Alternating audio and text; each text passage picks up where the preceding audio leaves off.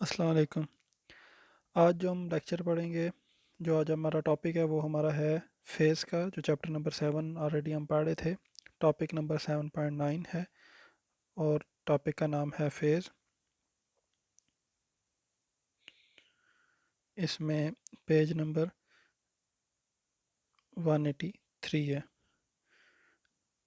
अब हमने इसके बारे में पहले से कुछ प्री रेक्विजिट्स हैं जो हमने पढ़ी हुई हैं, इसलिए जिस बच्चे को बीच में थोड़ी सी कन्फ्यूजन हो वो बैकग्राउंड से दोबारा से लेक्चर रिवाइज कर ले। तो फेज़ हमारे पास क्या चीज़ है? फेज़ जो पहले हमारे पेज 183 पे डिफाइन किया गया है, phase is the quantity which shows the state of motion of an oscillator. Phase एक ऐसी क्वांटिटी का नाम है जो कि आपको motion of an oscillator define करती है। तो फेज़ की डेफिनेशन आपने याद कर लेनी है कि फेज़ जो है वो आपके पास क्या चीज़ है, क्वांटिटी है। और ये कौन सी क्वांटिटी है? जो कि डिफाइन करती है state of motion of an, ये ऑब्जेक्टिव के लिए भी आप ध्यान में रखें, स्टेट ऑफ मोशन को डिफाइन करती है ऑफ एन, किसके उस मोशन को डिफाइन करती है? ओसिलेटर को।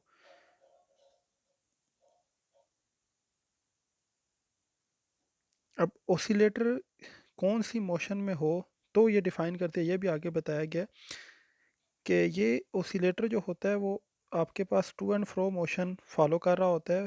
जैसे कि एक ओसिलेटर है, वो इन दो पॉइंट्स के दरमियान क्या करेगा? ओसिलेट कर रहा होगा। और या अगर हम इसको वर्टिकली बनाना चाहें तो ये अप एंड डाउन मूव कर रहा होगा। तो ये हमारे पास इन दो पॉइंट्स के दरमियान ओसिलेशन हो रही होगी। ओसिलेशन में एंड वाइब्रेशन में डिफरेंस ये था, जो हमने ऑलरेडी डिस्कस भी किया हुआ है, कि ओसिलेशन से मुराद ये होती है कि आपके पास एक्सट्रीम पॉइंट्स पे, जब ये एक्सट्रीम पॉइंट पे पहुंचता है तो वो सिंपल हार्मोनिक मोशन की तरह बिहेव कर रहा होता है कि यहाँ पर आपके पास वो ज़ीरो हो जाती है उसकी स्पीड, और इधर आपके पास v जो है वो मैक्सिमम होती है। इसी तरह अगर यहाँ पे दूसरे एक्सट्रीम पॉइंट है, इधर ज़ीरो होगी और इधर सेंटर मैक्सिमम। इसी तरह एक्सेलरेशन है, a यहाँ पर मैक्सिमम होती है और यहाँ पे a जो है वो आखिर में जब ये यहाँ पर रिवर्स करता है अपनी डायरेक्शन, ये ज़ीरो होती है। ये हमारे पास टू एंड फ्रो इस फॉर्म में मोशन हो रही होती है, जिसको हम ओसिलेशन कंसिडर करते हैं। और ऐसा ऐसा ऑब्जेक्ट जो कि ऐसा मशीन, ऐसी डिवाइस जो हमारे पास ओसिलेशन मोशन क्रिएट कर रही हो, वो हमारे पास क्या कहलाता है? ओसिलेटर कहलाता है। तो ओसिलेटर जो ऑब्जेक्ट ऐसी मोशन क्रिएट कर रहा होगा उसको हम कहेंगे। तो ये हमने अब डिफाइन करना है कि फेज़ क्या है। अब हमने जब ऑलरेडी हमने वही stated the displacement of object of a body moving in circular executing simple harmonic motion on diameter of a circle.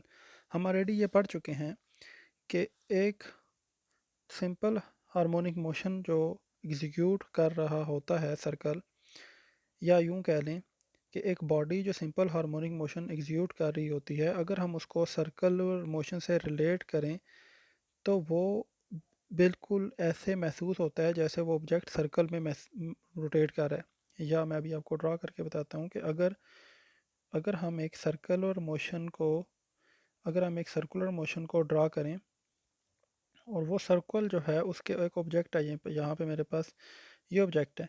ये ऑब्जेक्ट मूव कर रहा है, इस रीजन के अक्रॉस मूव कर रहा है। तो ये जो ऑब्जेक्ट मूव कर रहा है, अगर इसकी प्रोजेक्शन यानी इसका जो मैं इस जगह पर अगर इसका मैं साया बनाऊं, प्रोजेक्शन कहा जाता है साये को, तो वो यहाँ से ले ये ऑब्जेक्ट यहाँ से यहाँ मूव करता रहेगा, लेकिन ये ऑब्जेक्ट यहाँ से यहाँ मूव तो करता रहेगा, लेकिन ये इस वक्त इसका जो साया यहाँ बनेगा वो इस पॉइंट से लेके इस पॉइंट तक टू एंड फ्रो मूव कर रहा होगा। वो जो साया है वो टू एंड फ्रो मूव कर रहा होगा, वो साया इसकी प्रोजेक्शन जो है वो सिंपल हार्मोनिक मोशन एग्जीक्यूट कर रहा होगा। वो ऐसे लग रहा होगा जैसे वो सिंपल हार्मोनिक मोशन बना रहा है। तो जो एक ऑब्जेक्ट सर्कल में मूव कर रहा होता है उसका जो प्रोजेक्शन होता है हमारे पास, वो प्रोजेक्शन हमारे पास क्या होता है? सिंपल हार्मोनिक मोशन एग्जीक्यूट कर रहा होता है। अब इसी चीज़ को हम आगे लेके चलते हैं। हमने ये डिस्कस भी किया है कि अगर मैं कोई पेज लूँ और उसके सामने एक स्प्रिंग, अभी पेज 182 पे ये डायग्राम थी, हम पिछले टॉपिक में देख चुके हैं। उसके साथ उस पेज के सामने एक स्प्रिंग मैं अटैच करूं और स्प्रिंग के आगे कोई मास m लगा हुआ हो और ये मास एम जो है वो अप एंड डाउन मूव कर रहा हो और ये पेज जो है वो राइट साइड पर लेफ़्ट साइड पर जा रहा हो। तो जब ये राइट साइड की तरफ मूव कर रहा होगा किसी रोलर की तरफ, तो इसके ऊपर, या चले मैं पेज को लेफ़्ट साइड पे अभी यहाँ पे बना के आपको रोटेट करा के दिखा भी देता हूँ कि यहाँ से ये इस तरफ जा रहा है। तो इस तरफ जब जा रहा होगा और इस मास के ऊपर अगर हमने कोई पेन लगा दी है, तो ये इसके ऊपर कोई ना कोई इस तरह की लाइन बना देगा, यानी ये टू अप एंड डाउन मूव करेगा। और ये क्योंकि आगे जा रहा है तो ये इसके आगे जाने से, इस तरफ जाते हुए इसके आगे इस तरफ जाने से क्या होगा, इसके ऊपर यहाँ पे कोई ना कोई मोशन बनती जाएगी। जैसे जैसे पेज उधर मूव करेगा और मास जो है ये आपके आपके पास क्या है, अप एंड डाउन मूव करते हुए ये बना देगा। अब हमारे पास यहाँ पे मैं ऑफ पेपर, यहाँ पे ये हमने डिफाइन कर लिया। अब मैं इसको इस प्रोजेक्शन को, यानी ये सर्कुलर मोशन भी है के साथ भी रिलेट होता है और हमारे पास एक पेज पे और सिंपल हार्मोनिक मोशन इस तरह की वेव भी बनाती है। इसको मैं एक ही डायग्राम में एक ग्राफ के तौर पे क्रिएट करता हूँ। अभी ये हमारे पास सबसे पहले वो स्प्रिंग है और ये हमारे पास वो मास है जो मूव कर रहा था। ये मेरे पास वो सर्कल है जिसमें इसने ओसिलेट करना है, यहाँ पे ये ओसिलेट करेगा। सर्कल की मोशन के साथ भी कंपेयर किया जाएगा यहाँ पे से। और इस जगह पर ये लेट से कि ये मूव करता है, यहाँ से ये मूव करता है और यहाँ तक जाता है और उसके मूव करता है और ये यहाँ तक आता है। तो ये दो स्टेट फॉलो करता है। यहाँ से ये यहाँ तक मूव करेगा और ये यहाँ तक मूव करेगा। तो इस पॉइंट से, मेन पॉइंट से इधर मूव करेगा तो ये इसकी ये एक्स नॉट होगी जो कि एक्सट्रीम पोजीशन है। और यहाँ से लेके यहाँ तक भी ये क्या होगी, एक्स नॉट होगी जो कि एक्सट्रीम पोजीशन है। अगर ये मास इस पॉइंट से, इस पॉइंट को हम कोई नाम दे लेते हैं, इसे इस पॉइंट को ओ नाम ओ दे देते हैं और इस ऊपर वाले पॉइंट को हम ए कह देते हैं और इस पॉइंट को हम बी कह देते हैं। अगर ये मास इधर से ओ पॉइंट के सामने से ऊपर तक मूव करेगा तो ए पॉइंट के सामने आ जाएगा और ए पॉइंट से वापस आएगा, फिर ओ पॉइंट पे आएगा और ओ पॉइंट से वापस आते हुए बी पॉइंट पे आएगा। तो लेट से अगर हम तसव्वुर करते हैं कि ये मास मूव किया और ऊपर की तरफ चला गया और ये अब हमारे पास यहाँ पर है, इस जगह पर है। तो इस जगह पर होगा तो ये हम इसके साथ कंपेयर करेंगे कि ये यहाँ पर मौजूद है और इसने कहीं से सफ़र स्टार्ट किया था, वो तकरीबन यहाँ पे था, तब इसने सफ़र स्टार्ट किया था। तो ये इस पॉइंट से इसने मिसाल के तौर पर मूव किया और ये कहाँ तक गया, ये ऊपर तक गया। अब इसको हम कंपेयर कर लेते हैं अपने ग्राफ के साथ, जैसे हम ऑलरेडी ग्राफ बना रहे थे, वेव फॉर्म का ग्राफ जो है। तो ये यहाँ से इसने मेन पॉइंट से शुरू किया, मैं रेड कलर से बना देता हूँ ताकि वाज़ेह हो जाए। ये मेन पॉइंट है, यहाँ से इसने मूव करना शुरू किया और ये आहिस्ता आहिस्ता आहिस्ता आहिस्ता कहाँ गया, यहाँ तक गया। यहाँ तक जाने के बाद इसने क्या किया, वापस आया और इसके बाद ये यहाँ पे टच किया, यहाँ से गया और इसके बाद ये यहाँ पे गया। अच्छा देखिए, यहाँ तक इसने अपना जो एक कंप्लीट राउंड ट्रिप है वो मुकम्मल कर लिया। अब मैं ये राउंड ट्रिप थोड़ा क्लोज बनाता हूँ ताकि मैं 2 से 3 वाव जो है वो फॉर्म बना लूँ। यानी ये जब यहाँ पे है तो ये निशान बनाएगा, जब ये ऊपर जाएगा तो ये पेपर क्योंकि आगे जा रहा है, आगे की तरफ मूव कर रहा था पेपर, हमने बनाया था कि ये लेफ़्ट की तरफ में मूव कर रहा था। तो ये यहाँ पे इसने जो ड्रा करेगा प्रोजेक्शन, जब ये यहाँ पे और आगे जाएगा तो ये यहाँ पे डायरेक्शन ड्रा करेगा। ऐसा यहाँ पे, तो यानी ये जो ऑब्जेक्ट यूँ ऊपर नीचे मूव कर रहा है या ये स्प्रिंग ऊपर नीचे मूव कर रहा है तो ये इस तरह की वेव बनाएगा हमारे पास। अब इसको मैं थोड़ा सा क्लोज करके बनाता हूँ ताकि आपको इसकी कंप्लीट वेव समझ आ सके।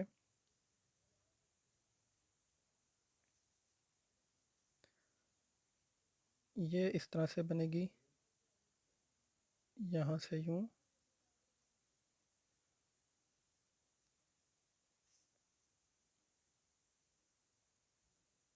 इस तरह से। अब ये मेरे पास कंप्लीट वेव बना दी मैंने। तो इस पॉइंट से लेके इसने ये मूव किया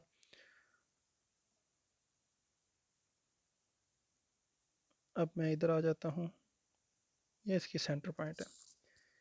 इस पॉइंट पे ये यहाँ पे तो इसने 0 डिग्री से शुरू किया, तो मैं कह देता हूँ जब जब ये इस जगह पे था तो इस जगह पे जो एट पॉइंट ओ था, तो एट पॉइंट ओ ये जो था उस वक़्त फाई यानी एंगल को डिनोट कर रहा है, ये कितना था इसका 0 था, क्योंकि ये ओ पॉइंट पे था तो ये 0 पे था, इसका कोई एंगल नहीं था।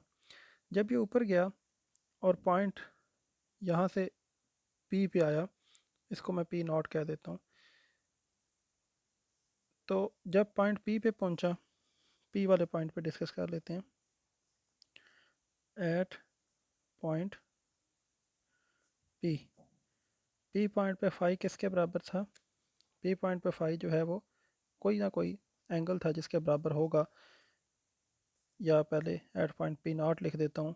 तो पी नॉट पे अगर मैं कह देता हूँ कि ये पॉइंट जो है थीटा जो है वो फाई सम एंगल है जिसके बराबर है, तो ये फाई के बराबर है, कोई ना कोई इधर एंगल है हमारे पास, जिस एंगल के मतलब इनिशियली कोई एंगल है 40 डिग्री या 30 डिग्री या जितना भी है, इस जगह पे इनिशियली अगर यहाँ पे मौजूद है, तो यहाँ से आगे गया तो इसने थोड़ा सा डिस्टेंस ट्रैवल किया, तो इसको मैं ओमेगा टी से भी रिलेट कर सकता हूँ। ओमेगा टी से कैसे रिलेट कर रहा हूँ कि आपको ये पता है कि ओमेगा बराबर होता है थीटा डिवाइडेड बाय टी के, तो इस हिसाब से थीटा हो जाएगा ओमेगा टी के बराबर।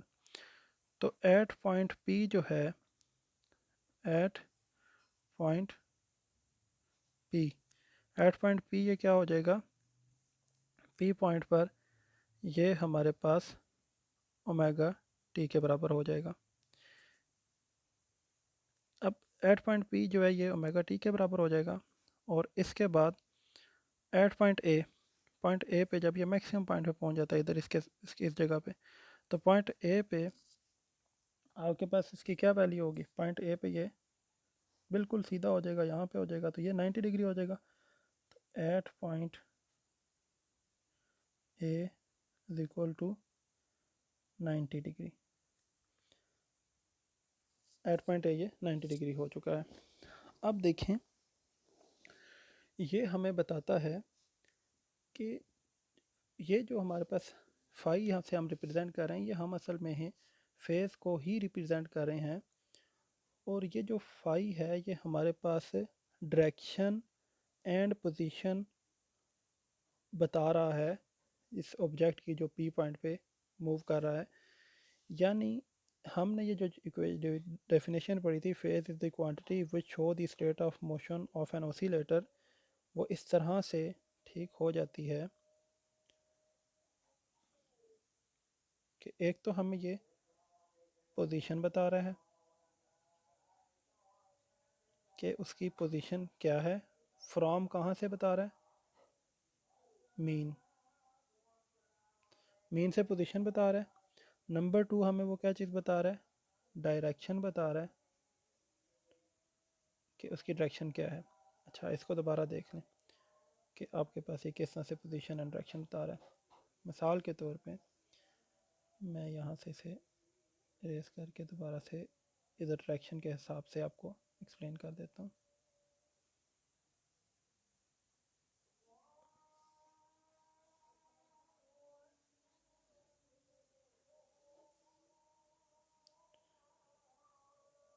यहाँ पर